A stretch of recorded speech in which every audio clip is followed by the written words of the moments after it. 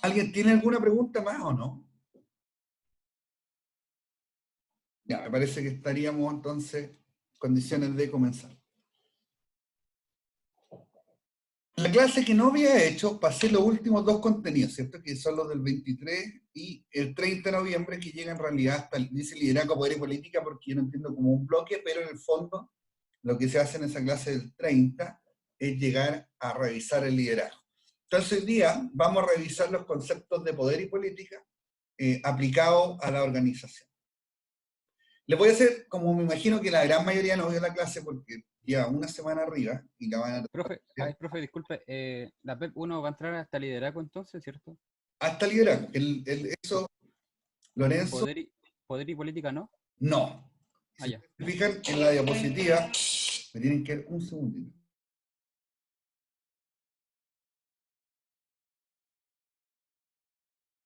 Mil disculpas, no suelo interrumpir la clase, pero me llamó la directora. Y claro, en general la única persona que la atiendo cuando estoy haciendo clase, también era por un tema de contacto estrecho de COVID, para peor. Entonces, bueno, en fin. Bueno, había la pregunta de si el tema era, de la prueba era hasta liderazgo. Sí, es hasta liderazgo, y fíjense que en la primera diapositiva que ustedes tienen del curso, están las fechas, ¿cierto? Están los contenidos, y yo soy como bien, trato de ser bien respetuoso de lo que dice acá, y de llevarlo como bien al día, cosa que ustedes se puedan organizar y puedan ir estudiando, incluso idealmente pudieran hasta estudiar anticipadamente y hacer las consultas.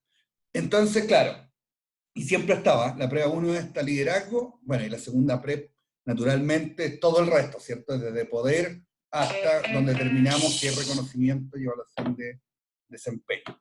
Así que ese es un poco el cronograma que está y que el que nosotros tenemos que cumplir. Como les comentaba, yo tengo la impresión de que naturalmente no han visto el video de liderazgo, ¿cierto? Y solamente les voy, porque está el video, ¿cierto? Y es bien completo respecto a la materia. Pero sí les voy a contar algunas cosas del liderazgo porque hay una pregunta que está acá con la que parte el tema del poder. En realidad son dos preguntas. Una es ¿qué es el poder? Y la segunda es si son sinónimos liderazgo y poder. Fíjense que el liderazgo es la influencia que realiza una persona, o podríamos decir un sujeto A, sobre un grupo de otras personas, podría ser también sobre solo una persona, pero digamos que en general es sobre un grupo de personas. Y esa influencia, en el fondo, hace que las personas modifiquen su actuar o las motiva a realizar una determinada acción. Es decir, el liderazgo es la influencia que tiene una persona sobre un grupo de personas para que realice una determinada acción, visto en términos muy simples. Fíjate que el poder, en lo que estamos viendo, es el poder, naturalmente, desde el punto de vista organizacional.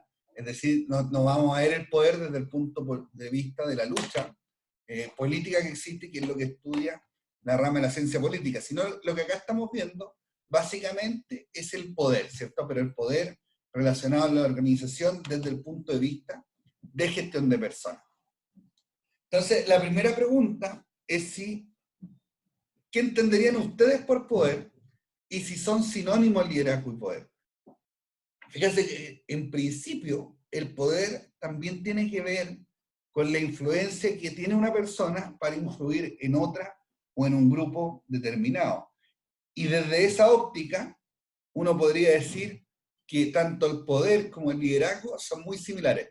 Pero ¿qué diferencia ustedes creen que puede haber ahí? ¿Los escucho o los leo? ¿Creen que debe haber alguna diferencia? ¿No? ¿Le asoma algo?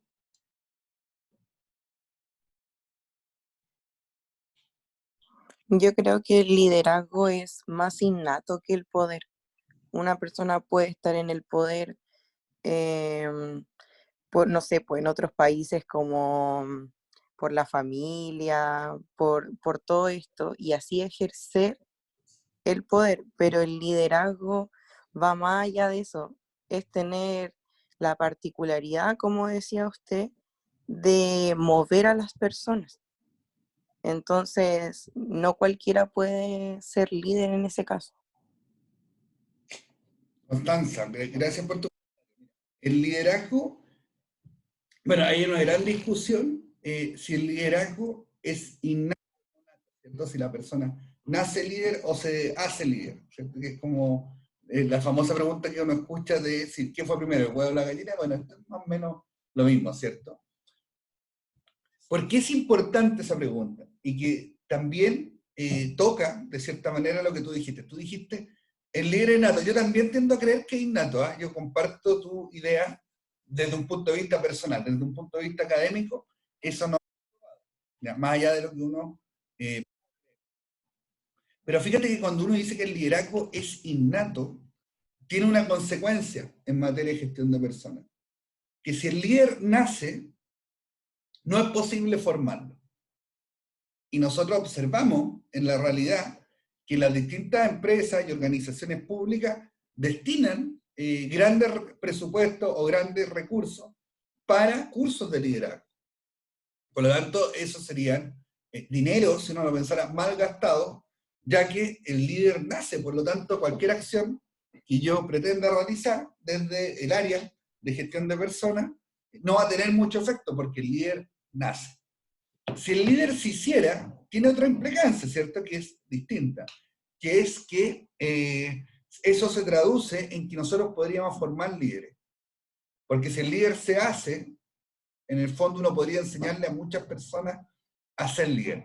Eso, solo me voy a referir someramente, está descrito en los distintos enfoques de la teoría del liderazgo, ¿cierto? La teoría de los rasgos, en el fondo, es una teoría que dice que con el liderazgo se nace y dice que son atributos que tienen las personas.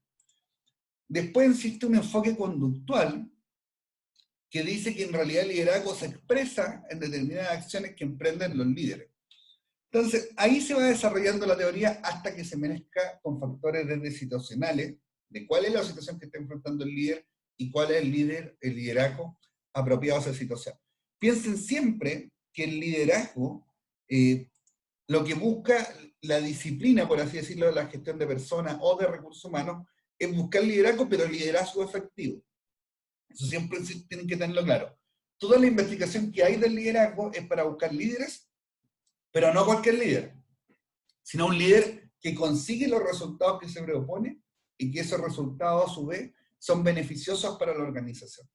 Ese es el concepto. Y también tú dijiste el poder, sigo desarrollando la idea de Constanza, el poder, creo que mencionaste un elemento familiar, lo que me dio la idea de que podía haber un elemento quizás como autoritario, ¿cierto? Como un poder que se hereda, por ejemplo. Fíjate que el poder tiene ciertos conceptos cuando son derivados de estructuras, y las estructuras pueden ser una constitución, por ejemplo, en Inglaterra existe una monarquía constitucional que tiene alguna atribución en la monarquía y es personas que, cierto, uno podría decir, tienen un poder. Entonces, el poder deriva en algunas partes de estructuras, ¿cierto? De estructuras que son abstractas, que creamos las personas para organizarnos, y esa estructura le van brindando a las personas cierta atribución. Y esas atribuciones significa que dentro de determinado campo de acción, yo soy la persona que puedo decidir sobre algunas materias, y eventualmente ese poder de decisión radica también en algún nivel o grado de conducción. Es decir, yo tengo, bajo que tengo esta materia o esta atribución que yo domino, dirijo además un grupo de personas, ¿cierto? Por lo tanto, tengo ahí un poder. Fíjate que el liderazgo tiene un componente que es voluntario, o sea, yo sigo a las personas que me parece que son líderes. O sea, el liderazgo tiene que ver también con que existe una persona que tiene el liderazgo, pero las personas lo siguen naturalmente. El poder, y siguiendo con la idea de Constanza, el poder puede ser personal, pero puede también derivar, ¿cierto?, de una estructura de autoridad que define una organización. Por lo tanto, ahí deja de ser voluntario. Entonces, la principal diferencia que habría no está en la voluntariedad propiamente tal, sino que es algo anterior, que es que el liderazgo requiere que las metas que tienen los seguidores, por así decirlo, sean compatibles con las que posee el líder. Entonces, esas metas tienen que ser compatibles para que la persona pueda seguir al líder, ¿cierto? Porque si un líder propone algo radicalmente a lo que yo pienso, yo podría en el fondo no considerarlo. En cambio, en el poder, esa compatibilidad de objetivos no es necesaria. ¿Por qué? Porque en el poder vamos a ver que funcionan otros mecanismos por el cual las personas, ¿cierto?, de cierta manera acatan, incluso alguien podría decir obedecen lo que define esa persona que tiene poder. Por lo tanto, ahí tenemos una gran diferencia, que es que las metas, en el caso del liderazgo, de los seguidores, tienen que ser compatibles con las del líder, y en el caso del poder, ese no es un requisito relevante para que exista la relación de poder. Fíjense además que en el poder, vamos a hablar que el poder se crea a través de un mecanismo que se llama relación de dependencia, que es lo que vamos a analizar más adelante, ¿cierto?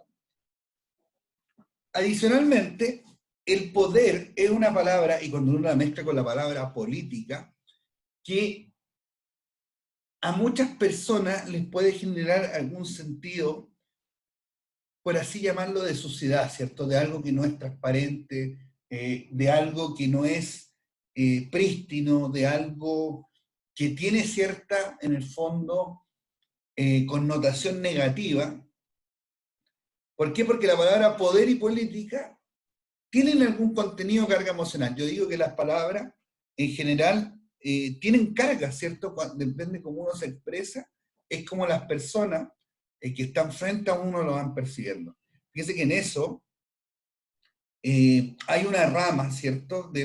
No sé si del comportamiento organizacional, pero quizás de la psicología organizacional, y son escuelas de coaching que toman un análisis oncológico, y bueno, he participado en algunas capacitaciones, he escuchado gente que participa más activamente de eso, pero ¿qué quiero decir? Ellos tienen una frase que a mí me gusta mucho, que es que las palabras van creando realidad y tienen la capacidad también de transformar.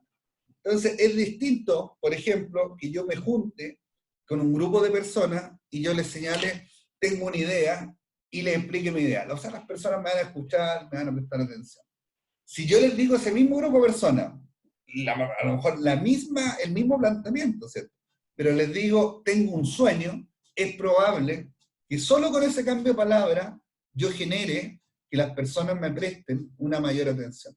Porque las palabras, en el fondo, van creando cierta construcción. En el caso del poder y la política, las palabras, como les comentaba, tienen una connotación negativa. ¿Qué es lo importante?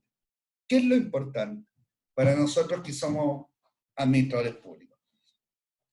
Que el poder es algo que está indisolublemente relacionado con la gestión pública. La gestión pública o la administración pública, el aparato estatal, tiene una connotación política. Por lo tanto, existen relaciones de poder al interior de las organizaciones públicas, quizás, porque yo ahí tengo mis dudas, quizás mayor incluso que las que existen en el área privada. Por lo tanto, lo que uno tiene que tener claro como administrador público, y de esto se trata esta parte del curso que vamos a analizar, es que el poder es algo que está presente en la organización pública.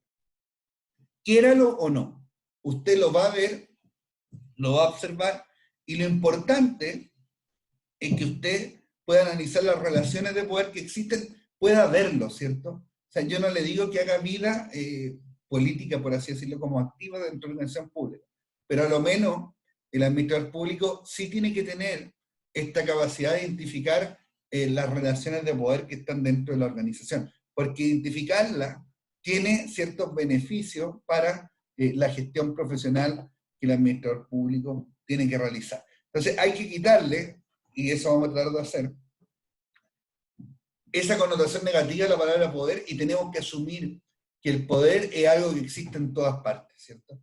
Y algo que todas las personas utilizan, quieranlo o no. Voy a poner algunos ejemplos antes de cerrar la primera parte. Hay en gestión del desempeño, que es un contenido que vemos en el gestión de persona 1, existe algo que se llama sesgo del comportamiento reciente. O sea, cuando uno analiza cómo la gente realiza las calificaciones de su equipo de trabajo, las personas incurren en distintas faltas, en distintos sesgos. Uno, el del comportamiento reciente. ¿Qué quiere decir eso? Que el evaluador, al momento de evaluar, por ejemplo, un año de desempeño de una persona, no es capaz de recordar todos los hechos que la persona cometió en ese año de gestión, sino que va a dar preferencia a los últimos sucesos. ¿Por qué? Porque no tiene la capacidad, ¿cierto?, una persona de recordar todo un año. Entonces ahí lo que se recomienda, el comentario aparte, en general es que las personas lleven bitácoras de desempeño sobre su equipo de trabajo, etc. Fíjense que ese comportamiento reciente tiene que ver con varias cosas. Por ejemplo, si uno ve, ahora que estamos en la época, ¿cierto?, a 4 días de la Navidad, fíjense que los niños tienden a tener, y fíjense, esto es una relación de poder también, tienden a tener un mejor comportamiento a medida que se acerca la Navidad. ¿Por qué? Porque tienen la expectativa de un premio, ¿cierto? Entonces, de cierta forma, uno podría decirlo como bien técnicamente, es un ejemplo bien cotidiano esto que le estoy dando, que el niño es consciente de que existe ese seco del comportamiento reciente. Casi en todas las cosas que uno hace, también tiende a recordar solamente la última parte, ¿cierto?, en general. Entonces ellos tienden a comportarse mejor en la medida que se acercan a la Navidad porque saben que ahí está la expectativa de un premio. Y fíjense lo que hacen los papás. Los papás también exigen mayores estándares de comportamiento al niño, ¿cierto? Porque son, como saben que es Navidad, saben que el niño también va a estar más dispuesto a aceptar ciertas normas que le impongan los padres. Y los padres en el fondo no ponen nada tan extraordinario, sino que en el fondo le dicen que recoja los juguetes, que se acueste más temprano, que se toma la comida, etcétera. Típicas cosas como de papá. Pero en el fondo, ¿por qué el papá hace eso en Navidad? Porque sabe que su relación de poder en ese minuto aumenta. O sea, sabe, como el niño tiene esta expectativa de premio, sabe que la posibilidad que él tiene, en el fondo, de demandar cierta obediencia, para hablar en términos de poder, es mayor. Por lo tanto, ¿qué le quiero decir? Que en una relación tan básica como la que hay entre un padre y un hijo, existe relación de poder. Se va administrando el poder para que existan ciertos comportamientos. Entonces, vemos y podemos observar, y así podrían haber 400.000 ejemplos de esto, de cómo las relaciones de poder están presentes en toda la sociedad, ¿cierto? Están presentes en la familia, están presentes entre ustedes que son compañeros de universidad, están presentes entre nosotros, ¿cierto? Entre la relación profesor-alumno, etc. Entonces vamos a ver que el poder es un concepto que siempre está y que todas las personas, de alguna manera u otra, por más que nosotros reneguemos del poder y la política, desarrollamos en algún minuto ciertas acciones que nos permiten, no sé si acceder al poder es la palabra, pero sí podríamos decir, con mayor precisión, que aumentar nuestra posición relativa de poder. Toda la gente quiere tener algún tipo de poder. Y cuando digo yo que quiere tener algún tipo de poder, no significa que todos quieran ser senador, ni diputado, ni alcalde, sino que de repente en una organización, por ejemplo, una persona quiere ser reconocida, por ejemplo, como experta en una materia, o como un muy buen profesional, o como una persona que tiene un gran desempeño, etc. ¿Por qué? Porque eso le aumenta el poder que tiene dentro de la organización, y la persona puede asumir que ese poder le puede permitir desde ascender o mantener su fuente laboral. ¿Alguna pregunta hasta aquí? Ya, vamos a la pausa, vamos a hacer una pausa más breve, porque perdimos tiempo con mi llamado, y retomamos 10:30. Volvimos. Bueno, decíamos que el poder, ¿cierto? Que esta palabra que tiene esta carga, ¿cierto? Que dijimos que voy a ser negativa, existe en todas partes. Por lo tanto, uno tiene que asumir que va a trabajar con el poder, y ustedes quisieron trabajar en el Estado, van a ver, ¿cierto?, continuamente relaciones de poder. Las relaciones de poder, naturalmente, no son exclusividad ni monopolio de las organizaciones públicas. Por supuesto que hay relaciones de poder en las organizaciones privadas, y a veces pueden ser incluso más latentes, ¿cierto?, o más presentes de lo que son en los servicios públicos. Depende de varios factores, ¿cierto?, el poder. Fíjense que la política, que otra palabra que también tiene un contenido que a la gente en general no le agrada, también vamos a analizar cuándo las personas en política, la organización, y de qué factores depende. También bajo el mismo concepto, ¿cierto? Todas las organizaciones, sean públicas o privadas, tienen algún nivel de política que existe dentro de la organización. Y vamos a ver si eso es bueno o malo y cómo se genera. Entonces, dijimos que el poder, en principio, podía derivar, ¿cierto?, de la estructura de autoridad que tiene una organización. Es decir, la organización decide a quienes le entrega ciertas prerrogativas administrativas de poderes de decisión, y naturalmente eso determina de que alguien que fue el nominado con esas atribuciones tiene algún tipo de poder dentro de la organización. Y cuando existe esa relación, nosotros vamos a decir que estamos hablando de poder formal. Que era un poco lo que nos ejemplificó Constanza en la primera parte de la clase. Pero también existe el poder personal, o sea, no solo el poder deriva de la estructura administrativa de una organización, sino que también hay personas que tienen poder. Y vamos a ver por qué eso ocurre. Y que una persona tenga poder es distinta a que tenga liderazgo. Una pregunta que alguien podría hacerse: ¿toda persona que tiene poder es un líder? Y eso, la respuesta es no. Pero sí, toda persona que tiene liderazgo tiene algún tipo de poder, ¿cierto? Fíjense que el poder es una capacidad. No todo el día las personas están ejerciendo el poder. Por ejemplo, en el caso que vimos del padre, que en el fondo se aprovechaba de este periodo de Navidad, no es que todo el día le esté diciendo recuerda que es Navidad y tienes que portarte mejor, sino que el poder es una capacidad que puede emplearse como puede no utilizarse. Y vamos a ver acá algunas formas que tiene de expresarse. Por ejemplo, cuando hablamos de poder formal, el poder formal se expresa de 4 maneras. Primero, el poder coercitivo, ¿cierto? Y el poder coercitivo no es otra cosa que la capacidad que yo tengo de imponer ciertas sanciones sobre un grupo de personas. Y esas sanciones pueden ser las típicas, ¿cierto? Rebajas de remuneración, despido, sanciones administrativas como las que vimos en los procesos de acción disciplinaria, o sea, de castigar con acciones disciplinarias, etc. Fíjense que también, cuando yo puedo castigar, yo también, una manera de castigar es quitarle a una persona algo que le gusta. Por ejemplo, nosotros acá en el INED tenemos una mesa de género, y hay una funcionaria que trabaja en el equipo de trabajo en el cual yo estoy, que participa activamente y le gusta la materia. Entonces, una manera de castigarla podría ser quitarle esa participación. ¿Qué quiere decir eso? Que el castigo puede ser tanto desde imponer algo negativo o quitar algo positivo. La oposición a este poder coercitivo sería el poder de recompensar. Y el poder recompensar tiene que ver, ¿cierto?, con asignar ahora cosas agradables, cosas que la persona desea y siente en el fondo que son un premio, ¿cierto?, a su comportamiento o a la gestión que tiene. Y acá puede ser desde una mejora de sueldo, desde una promoción, desde darle una tarea que a lo mejor a la persona le agrada. O sea, así como dijimos que una forma de castigar podría ser quitar algo que a la persona le gusta, también acá podemos quitar algo que a la persona le desagrada, ¿cierto? Por ejemplo, la persona está obligada a asistir a un comité que se le encomendó por una resolución, no sé, que sea parte del comité paritario de higiene y seguridad, y a lo mejor a la persona no le gusta. Bueno, nosotros podríamos quitarle esa labor, ¿cierto? O a lo mejor un trabajo administrativo que tampoco es del agrado de la persona.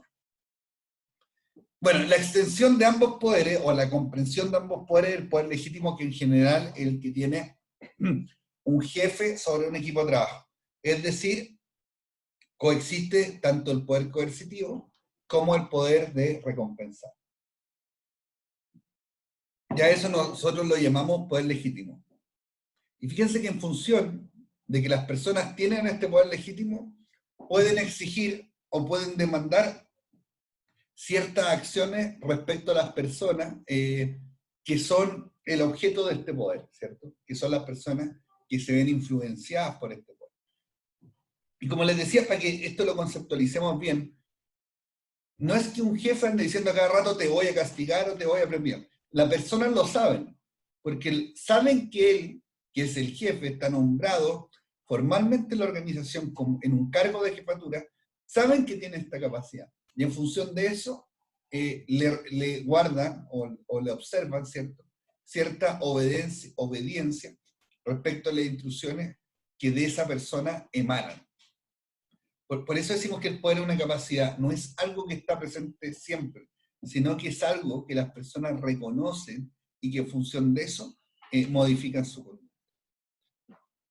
Bueno, y esto es parte, en el fondo, de la teoría moderna del poder, que es el poder de la información, ¿cierto? Hay personas que en función de la información que tienen y que esa información la manejan, porque alguien las nombró en una determinada posición dentro de la organización, también tienen un grado de poder.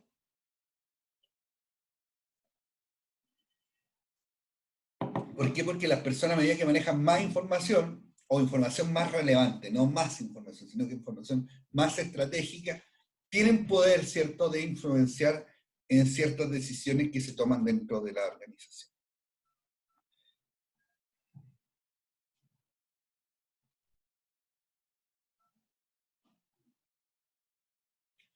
En el poder personal tenemos el poder experto, ¿cierto? Y el poder experto, en general uno lo asocia a personas que desarrollan cierto grado de conocimiento en el campo en el cual ellos se desempeñan, que es difícil de imitar, ¿cierto? Que es un conocimiento muy específico y que tiene un grado de desarrollo más alto. Y así como estas personas que son expertas en esas materias logran tener una mayor relación de poder respecto a la organización. ¿En qué se traduce? Finalmente en que la persona goza de mayor estabilidad laboral y puede acceder y pactar, ¿cierto?, sus condiciones laborales de mejor manera que el resto de las personas.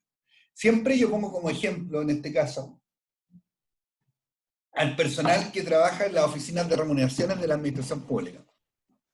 Fíjese que en general ese es un conocimiento súper técnico. Y eso hace que esas personas sean difíciles de reemplazar. Y en general, si uno observa, ¿cierto?, las personas que se desempeñan ahí en los distintos servicios públicos, se da cuenta que quizá son las personas que se desempeñan con mayor estabilidad laboral, una dentro de un conjunto de grupo de personas, de los que tienen mayor estabilidad laboral dentro del Estado. ¿Por qué? Porque lo que ellos hacen es muy específico. Requiere un grado de expertise también, que requiere cierto tiempo, ¿cierto?, de adquisición de esos conocimientos. Por tanto, no cualquier persona puede sentarse a pagar sueldo.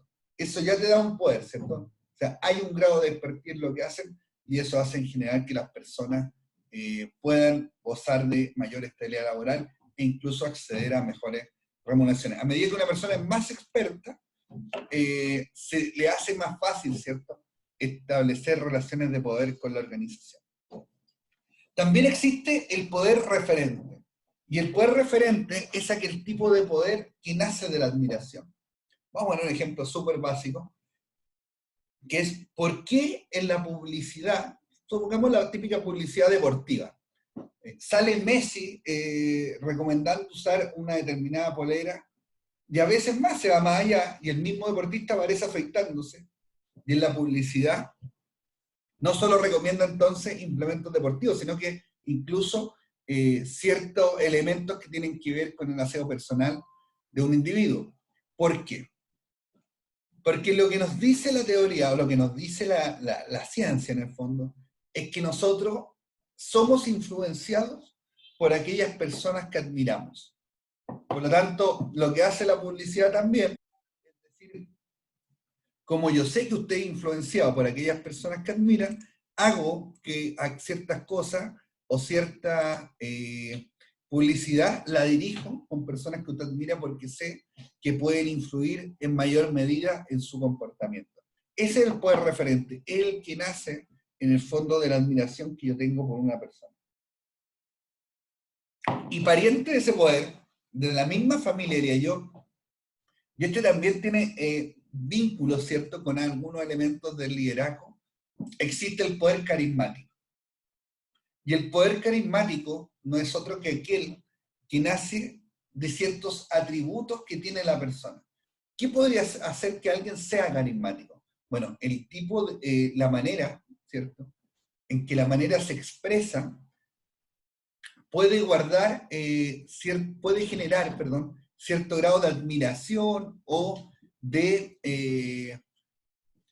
confort en la otra persona, y la persona se puede ver influenciada por ese poder, en el fondo, que tiene que ver con el atributo de la personalidad. Acá encontramos la manera de expresarse, el trato, ¿cierto? El trato que tiene una persona también genera cierto poder carismático. Cómo la persona es capaz de expresar y comunicar su idea también tiene que ver con el carisma, porque en función de cómo lo hace, puede ocurrir que personas lo sigan o lo acompañen en el desarrollo de esa idea. Entonces tenemos estos tres tipos de poder personal, ¿cierto? Entonces el poder no solo lo determina la autoridad, sino que también existen condiciones en las personas que se relacionan con su posición de poder. Fíjate que dijimos algo súper clave en el ejemplo famoso, ya, lo hemos repetido varias veces, de cómo el padre administra al niño en fecha de Navidad. Y ahí existe una relación de dependencia. Entonces, el poder, a diferencia del liderazgo, tiene una relación de dependencia. Dijimos que una diferencia era que en el liderazgo se necesita que los objetivos sean compatibles con respecto al grupo. En el poder no es necesario, porque el poder se termina por una relación de dependencia. Entonces, el grado de poder que tiene una persona en una organización o que ejerce sobre un grupo de personas tiene que ver con esta relación de dependencia. Y vamos a ver en qué consiste esa relación de independencia o cuáles son los factores, en el fondo, que uno analiza en esa relación de dependencia. Fíjate que dijimos dos cosas, en el poder formal y en el poder personal. Dijimos que existía el poder de la información. Y dijimos, además, que las personas pueden desarrollar expertise. Fíjate que la importancia tiene que ver con que el atributo de poder que yo tengo, sea cualquiera de los que están ahí, las personas o la organización lo percibe como importante. Fíjate que dijimos que en el poder formal, la organización puede designar a ciertas personas para que manejen cierta información, y esa información les da poder. Y pusimos en el poder de expertise el caso de las personas que trabajan en las unidades de remuneración. Entonces, las personas que trabajan en remuneraciones tienen cierta expertise. La información que manejan es importante. Yo diría que no. Por lo tanto, si bien la persona se le respeta su nivel de expertise, lo más probable es que la organización no las vea como las personas más estratégicas de toda la compañía o de todo el servicio público. ¿Por qué? Porque la información que manejan no es relevante dentro del quehacer organizacional. ¿Qué es relevante? Bueno, en general, en la área privada, las las áreas de marketing son importantes, ¿cierto? Porque manejan información relevante respecto al comportamiento del mercado, respecto a la colocación de productos y respecto a los niveles de venta. Y fíjense ustedes que por lo menos los estudios que hay en Estados Unidos determinan que una de las principales preocupaciones de la primera plana ejecutiva de las organizaciones es el nivel de ventas que van a tener. Por lo tanto, aquellas personas que manejan esa información naturalmente tienen un carácter estratégico. Y, bueno, a lo mejor ustedes no han estado tan en contacto con el mercado laboral, pero yo tengo varios amigos que trabajan en marketing y te hacen ver que lo que ellos hacen es más importante que lo que hace el resto. Puede que eso sea cierto o no, si a lo que voy en el fondo a cómo eso, manejo de información estratégica o relevante, hace que las personas tengan cierto poder en la organización. Acuérdense que el poder es cómo influir, ¿cierto?, en el comportamiento de otros. Por lo tanto, las áreas de marketing influyen de manera relevante en la toma de decisiones que ejerce una organización. Lo otro es que esta relación de dependencia, dijimos que una cosa importante es que sea importante, perdón, que una cosa relevante es que sea importante. Y fíjense que otro es que sea escaso, o sea que tu relación de poder se basa en algo que no abunda. Y esto deriva, yo diría, por así decirlo, de un principio económico, ¿cierto? Que el principio económico nos dice que, en general, el valor de las cosas está determinado por su escasez, ¿cierto? Y aquí el ejemplo como típico que uno podría dar es, si los diamantes estuvieran en la calle botados como están las piedras, ¿cuánto valdrían los diamantes? ¿Qué valor tendría un diamante guardando las mismas características que tienen hoy, ¿cierto? Que son piedras preciosas, de brillo, etc. Pero si los diamantes estuvieran en cada cuadra, uno se separa con 10, en el fondo, diamantes, ¿cierto? O sea, que los diamantes abundaran, ¿cierto? Tanto como abundan las piedras. ¿Cuál sería el valor de los diamantes? Bueno, probablemente los diamantes no tendrían ningún valor, ¿cierto? Porque habrían perdido su escasez, ¿cierto? En el fondo, ciertos alimentos, incluso, o ciertos elementos tienen su valor determinado por la escasez, o ciertas cosas que son difíciles de producir, también su costo, no solo tiene el costo de producción, sino que también, dada esa dificultad de producción, existe escasez de ese bien. Por lo tanto, la escasez se relaciona con ese nivel de poder. Pongamos un ejemplo ahora organizacional, ¿cierto? Salgamos un poco del tema económico y vayamos a un ejemplo organizacional. Existe súper arraigada en la cultura de los servicios públicos, y ustedes se van a sorprender cuando lo vean, porque uno piensa en el fondo que las cosas cambian, y que las cosas cambian significa de alguna manera que ciertos paradigmas o ciertas estigmatizaciones que existen se van derrumbando. Y eso no necesariamente es así. Todavía existe el funcionario público, y cuando digo todavía existe, porque lo he visto, yo diría que en todos los servicios públicos que he estado, que guarda cierta información.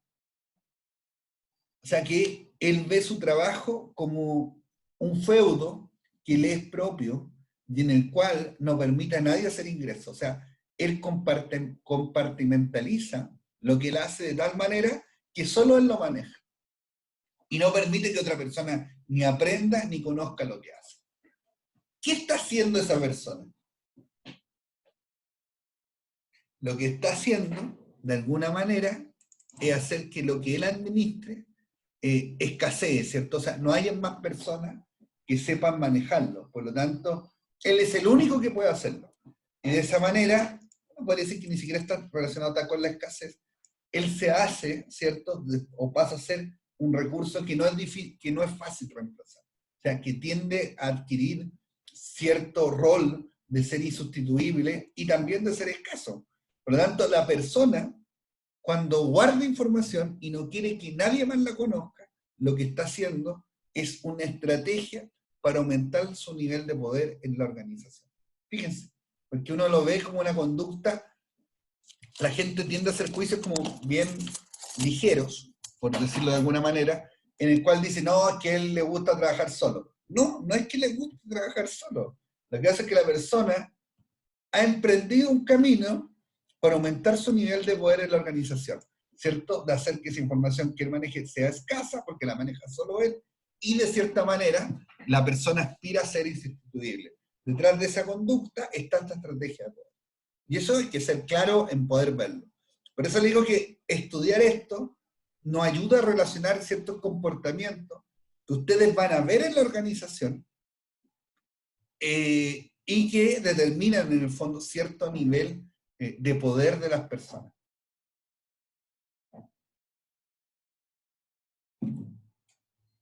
¿Qué puede hacer un jefe cuando una persona?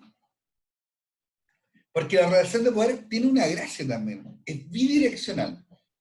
Supongamos que yo soy el jefe de esa persona, y yo veo que esa persona empieza a guardar información y a manejar en el fondo cierta área estratégica, quizás del área que me toca dirigir. Entonces la persona empieza a cobrar mayor poder. Si la información es muy estratégica, es probable que algunas decisiones que yo tome se vean influenciadas por esa persona. Eso puede ser una situación deseable o no, según el punto de vista que cada uno tenga como jefatura. En realidad, uno debería propender a que las personas dentro de un grupo no tengan tanto poder, salvo que no haya forma de obviar ese camino. Entonces, ¿qué podría hacer yo? Bueno, yo podría desde dividir su trabajo con más personas o ponerle una persona a trabajar al lado. ¿Qué logro con eso? Aumentar yo mi relación de poder. Porque a lo mejor como jefe, esta persona había crecido mucho en su relación de poder. Entonces, uno puede ir siguiendo o determinando determinadas decisiones que en el fondo permitan alterar o modificar las relaciones de poder. Pero fíjense lo interesante de cómo esta relación de poder no es solo de abajo hacia arriba. También existe la relación de poder de abajo, perdón, dije de arriba hacia abajo, sino que también existe la relación de poder de abajo hacia arriba. O sea, yo puedo tener dentro de mi equipo de trabajo una persona que tiene esta conducta de guardar la información, y puedo tener otra persona que es experta, y puedo tener otra persona que es carismática, y puedo tener otra persona que admiro, y ahí la relación de poder va a fluir en ambas direcciones, ¿cierto? Entonces, por eso es tan entretenido la relación de poder que se dan dentro de organizaciones, tan entretenido de observar, ¿cierto? De ver, y por eso las personas van determinando determinadas estrategias. Fíjense que las personas, cuando quieren aumentar su nivel de poder, porque nosotros partimos del supuesto de que todas las personas quieren tener cierto nivel de poder. Y definimos eso, ¿cierto?, en la primera parte del día de hoy, de esta jornada, cuando dijimos que no es que quieran todos ser alcaldes, ni diputados, ni senadores, ni presidente de la República, sino que a lo mejor quieren ser importantes dentro de la organización en la cual se desempeñan. Voy a detener un poco en el primer argumento. Fíjense que las personas, esto está ordenado de mayor a menor, o sea, las tácticas de poder, cuando yo busco influenciar en una, por ejemplo, decisión dentro de la organización, ¿cuáles son las tácticas que desarrollan las personas para influenciar en una decisión? O en una táctica de poder, si no quiere decir así. Y fíjense que lo primero que a nosotros nos gusta hacer es apelar a la razón, ¿cierto? Y en general es como la estrategia más preferida por todos nosotros, ¿cierto? Apelar a la razón. Y apelar a la razón tiene que ver con desarrollar un nivel de argumentación respecto a la posición que uno tiene. Y no solo desarrollar esos argumentos, sino que adicionalmente, ojalá que esos argumentos uno los pueda refrendar numéricamente. O sea, a nosotros nos gusta probar las cosas con números.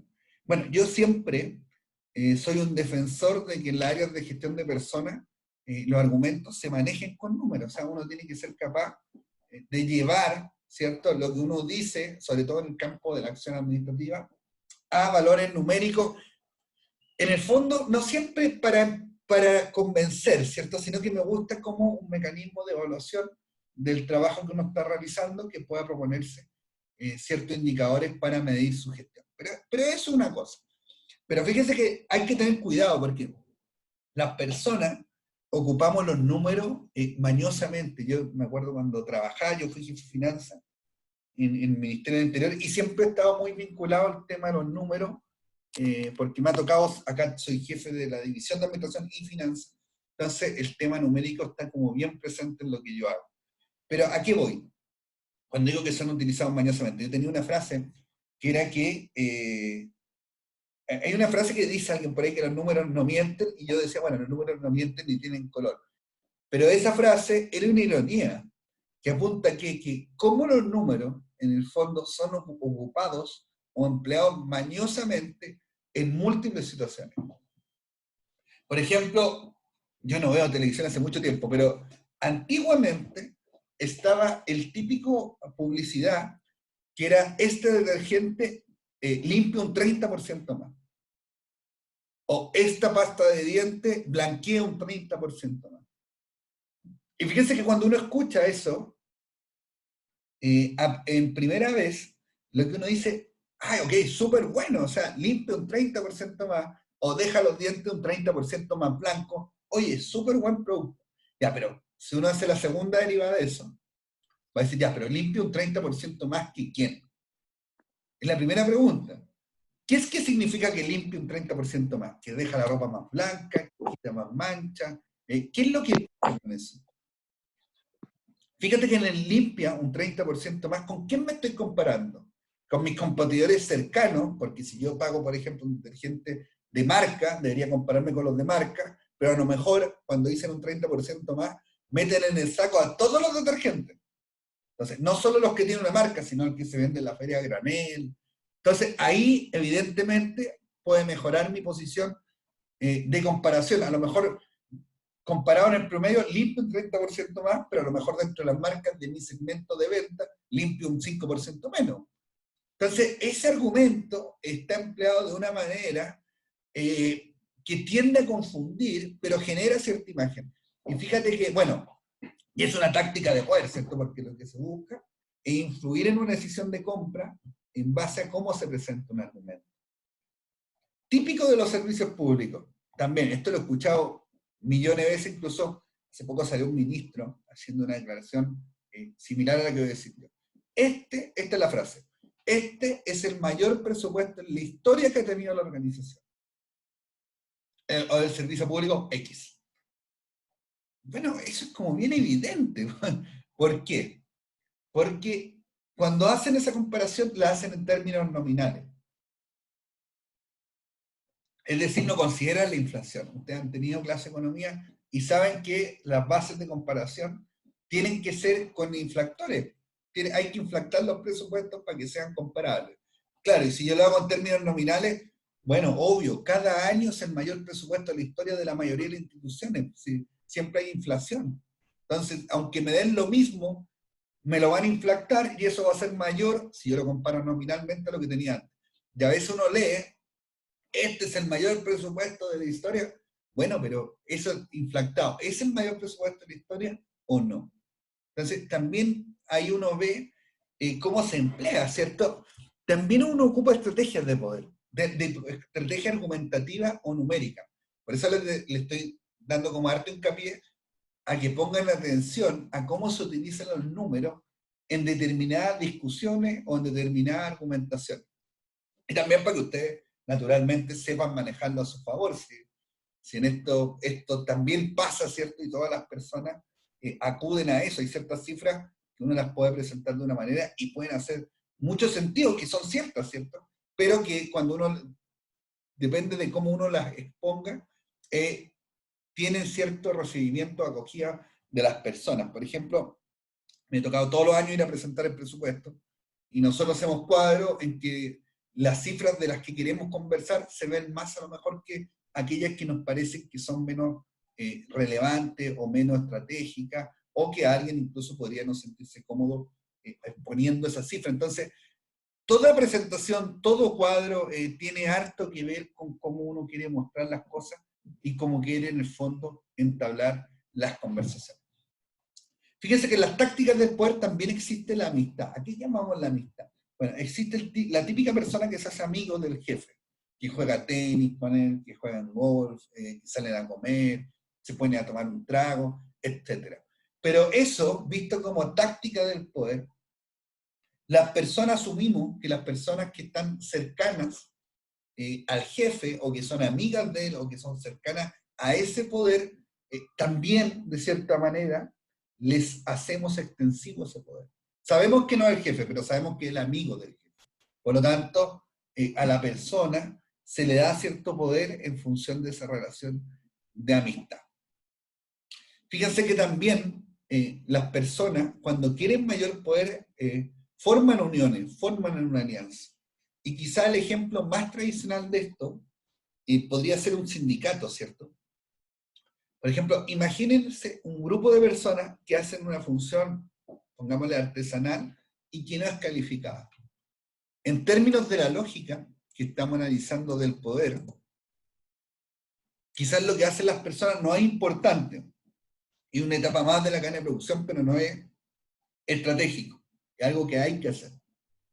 Supongamos que fabricamos zapatos, ¿cierto? Y tenemos una cadena de personas que hacen determinada operación, por ejemplo, digamos cualquier cosa, le van poniendo la planta al zapato, ¿cierto? Y la van pegando y van haciendo eso. Las personas no son escasas, porque dijimos que las personas tienen la condición de que no son calificadas, por lo tanto, uno puede ir al mercado y encontrar quizás muchas personas que pueden realizar esa labor. Y si eso es así, bueno, eso hace que las personas tampoco son insustituibles. Por lo tanto, la relación de poder que tienen estas personas que hacen un trabajo artesanal y que no es calificado es baja. Entonces, a la hora de negociar algo con la administración, la persona tiene una relación súper asimétrica de poder, por lo tanto es difícil que obtenga algo.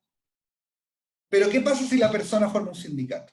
Si este grupo de personas que realizan esa labor son capaces de asociarse y defender su interés y sus derechos laborales. Bueno, probablemente los resultados que puedan tener discutiendo de esa manera sean mucho mejores que lo que obtenían la persona sola. Porque ahí la posición de poder mejora, ¿cierto? Ya cuando están unidos las personas son más importantes y en el fondo la ley las protege, por lo tanto ya no son tan sustituibles. Mejora mucho la relación de poder cuando las personas son capaces, ¿cierto?, de establecer ciertas coaliciones o alianzas. También tenemos la negociación, o sea, las personas también podemos negociar para obtener mayores o mejores niveles de poder y también incluso para renunciar a algunas cosas. La asertividad, que está escrita en los mismos términos que está en el texto que yo les voy a dar sobre esta materia, tienen que ver con cómo las personas pueden demandar o no la obediencia, ¿cierto? Tienen que ver con demandar, ¿cierto?, la conducta de una persona de manera directa, ¿cierto? O sea, dar instrucciones que digan, tú tienes que hacer esto en tal plazo, de esta manera, etc. La autoridad mayor guarda relación con cuando las personas dicen, por ejemplo, se apoyan, ¿cierto?, en un superior. Por ejemplo, les voy a contar, también, ya que he puesto varios ejemplos en este tema del poder, algo que a mí me ha pasado. Llega alguien y te dice, no, es que el ministro lo pide. Entonces tú tenés que hacer esto porque el ministro lo dijo. Entonces la persona se apoya en alguien superior para, en el fondo, demandarte una determinada acción. O sea, la persona está ocupando una táctica de influencia sobre ti en función de que está diciendo que eso lo demandó una persona, en este caso la persona de más alto rango dentro del servicio. Bueno, eso se ocupa harto en el Estado, ¿eh? Que dicen lo pidió el director, lo pidió X persona. Y en general es una táctica del poder. Y a mí cuando me ha tocado vivirlo, yo le digo, mira, yo no, depende de la posición de poder que también uno tenga dentro de la organización. ¿Eh? Ojo con el comentario que les voy a hacer. Le digo, mira, yo no tengo ningún problema en hacer lo que tú me dices, pero necesito que la instrucción me la dé el ministro. O sea, que me llame, me lo diga él o su jefe de gabinete. Y fíjate que cuando he hecho eso, la mayoría de las veces, esa petición, que se supone que era del ministro, no llega. Por lo tanto, era una táctica que tenía la persona, que podría haber sido verdadero también, pero que en el fondo quería influenciar la acción de otra, pero que no tenía ningún sustento real, sino que la persona reconoce en esta autoridad mayor una capacidad de influenciar o de ejercer el poder. También puede ser que te llame otra persona que es muy cercana, por ejemplo, a una autoridad, y tú reconozcas esa relación de poder y en el fondo la persona te dé cierta instrucción de la autoridad superior. Depende de cómo uno reconozca, en ese caso, y qué tan directa es la relación que tiene la persona con la autoridad, si uno acata o no. En el fondo yo no es que no acaté, sino que le dije, oye, el mensaje que hay detrás, tú no eres el mandatado para darme instrucciones a mí de la autoridad, ¿cierto? Me las puede dar la autoridad o quizá un representante directo de este. Y eso también es un argumento que tiene que ver con cómo funcionan las organizaciones, porque no todas las personas pueden andar dando instrucciones a nombre de alguien, sino que eso tiene que regularse por un canal o por un conducto que sea formal, si no las organizaciones serían un caos, ¿cierto? Donde no existe la capacidad de definir la estructura de autoridad y de cómo la información se comunica y de cómo fluyen las decisiones, si no puede ser un caos, ¿cierto? Tendríamos mucha gente quizás tomando decisiones, mucha duplicidad, muchas decisiones confusas, etc. Y lo último, táctica de poder, es las sanciones, ¿cierto? O sea, cuando yo veo que alguien no me obedece, finalmente lo que puedo hacer es decirle que su no obediencia puede tener ciertas consecuencias, y esas consecuencias se expresan en sanciones, ¿cierto? En medidas administrativas que tiene la persona que tiene cierta autoridad o poder de sancionar, que es lo que vimos, ¿cierto?, en el poder formal, en el poder coercitivo o en el poder legítimo. Por lo tanto, también otra táctica de poder es decir que te puedo sancionar. Ya, y alcanzamos. Vamos a ver esta. Vamos a ver solo esta lámina, porque nos quedan un par de minutos. Dijimos, bueno, esta parte del curso se llama Poder y Política. Por política definiremos toda acción que no está en la descripción de cargo de una persona y que la persona realiza, ¿cierto? O sea, es una acción que una persona hace y que no está en su descripción de función. O sea, es algo al margen del cargo. Es algo que no es necesario para el desarrollo de la función de la persona. Y también diremos que esta acción política no es una acción sin sentido, ¿cierto? Es una acción cuyo objeto es influir en la distribución de riquezas o de beneficios que tiene la organización. O sea, el comportamiento político, en primer lugar, tiene como componente que no es parte de lo que se requiere para el cargo, y segundo, que tiene una finalidad, ¿cierto? Y esta no es otra que influir en la distribución, ¿cierto?, de beneficios que hace la organización, ¿cierto? Todas las organizaciones tienen recursos limitados de recompensa. No todas las personas pueden subir de sueldo, no todas las personas pueden tener una promoción, no todas las personas pueden ser jefes, no todas las personas tienen un puesto estratégico, etc. Entonces las personas, mediante el comportamiento político, buscan, ¿cierto?, y empleando en general estas tácticas, influenciar en esa distribución, ¿cierto? Como es un bien escaso, yo quiero acceder y la manera que tengo de acceder probablemente sea empleando, ¿cierto?, estas tácticas del poder que nosotros ya desarrollamos de cierta manera. ¿Qué influye en el comportamiento político? Bueno, influyen factores individuales, ¿cierto? Hay personas que sienten mayor atracción por lo político y otras que derechamente no lo tienen. Por ejemplo, hay personas en general dentro del campo del comportamiento, de la psicología organizacional, se estudia mucho a aquellas personas que son capaces de administrar la impresión. La administración de las impresiones es lo que realizan, lo que pueden realizar ciertos individuos que tienen un control muy alto de su emocionalidad y que son capaces de adecuar su comportamiento en función del contexto en el cual se encuentran. O sea, pueden en el fondo gestionar cierta imagen de sí mismo, y eso no está relacionado generalmente con lo que siente, sino con lo que la persona percibe que es necesario de desarrollar como comportamiento. Es un comportamiento bien utilitario, pero hay ciertas personas que tienen mayor propensión a desarrollarlo. Fíjate que lo que hay en los estudios es que esas personas igual logran desarrollar cierto éxito en la organización. Por ejemplo, está estudiado de cómo esas personas que tienen ese comportamiento tienen mejores resultados que aquellas que no la tienen en entrevistas de selección, por ejemplo. O sea, hay personas que tienen mayor atracción por lo político, que les gusta más, se sienten más cómodos. Como hay personas que no les gusta, ¿cierto?, el comportamiento político. Si nosotros hiciéramos una encuesta, por ejemplo, entre nosotros, los que estamos acá, hay gente que quiere ser jefe y gente que no quiere ser jefe. O sea, uno va encontrando, en el fondo, una variedad, ¿cierto?, dentro del abanico de las personalidades que tenemos nosotros los individuos. Por ejemplo, hay gente que se siente atraída por lo político y esa gente que tiene esa atracción va a tratar de luchar por el poder dentro de la organización. Y también hay factores organizacionales. Y diría que lo relevante dentro de los factores organizacionales, y acá cierro, es primero el nivel de recursos que tiene la organización para asignar. Mientras menos recursos tenga, es más probable que genere comportamiento político. ¿Por qué? Porque la persona va a percibir que los recursos son escasos. Y nosotros, nuestro análisis por lo general es de suma cero. Es decir, nuestra percepción es que lo que recibe uno es lo que recibe otro, es lo que deja recibir uno. O sea, este es un saco limitado por un número en el cual si alguien accede, me quita o baja mi posibilidad de obtener algo.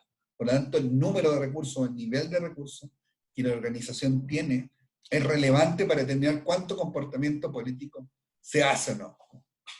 Y otro factor organizacional es qué tan claras son las reglas del juego que tiene la organización. Porque si las reglas del juego no son claras, yo puedo entender que las decisiones son arbitrarias.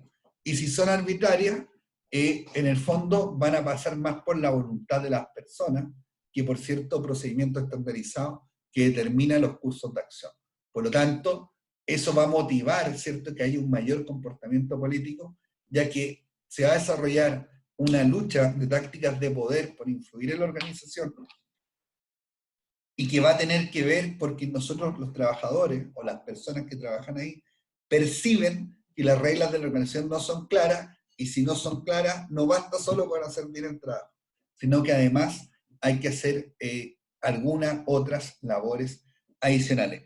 ¿Por qué es importante el comportamiento político? No, porque el comportamiento político, y este es el cierre del día de hoy, se ha demostrado que las organizaciones que tienen mayor comportamiento político, en el fondo tienen un peor desempeño, tienen mayores tasas de rotación y tienen mayores niveles de ausentismo. ¿Por qué? Porque no todas las personas, como les comentaba, les gusta hacer política dentro de la organización. Hay personas que no les gusta, que tienen la típica frase como, no, yo quiero que me evalúen por mi trabajo y nada más. Y esas personas en general, cuando perciben que no todo se basa en los resultados de su desempeño, tienden a exhibir cierta incomodidad, cierto malestar, cuando se empieza a hacer demasiado comportamiento político en la organización. Y como les decía, cuando se pasa quizás cierto nivel de comportamiento político, los resultados que se obtienen a nivel global tienden a ser decrecientes. Eso por el día de hoy. ¿Alguien tiene alguna pregunta o consulta? Profe, para la PEP, entonces leen esas dos lecturas que subió, ¿cierto? Que están en internet. Sí, o sea, los contenidos son los que... Yo mandé un mensaje en el cual están los textos y está como... No sé si no quedó claro o, bueno, no me lo sé, muere el mensaje, pero si alguien tiene una duda me pregunta y yo la aclaro. Según mi impresión, les mandé todos los textos y están publicados en la internet, eso no tengo ninguna duda. No sé si son dos textos de lectura nuevos y hay como dos apuntes de un formulario de una ley. Sí, eso es. Más lo que ya del control. Claro, sí. Es el control maestro. O sea, tal como dice la primera lámina, desde el principio hasta el liderazgo. Ok. ¿Contestado, Lorenzo? Sí, gracias. Ya, qué bueno. ¿Alguna otra consulta? Si no, lo dejamos hasta acá por hoy.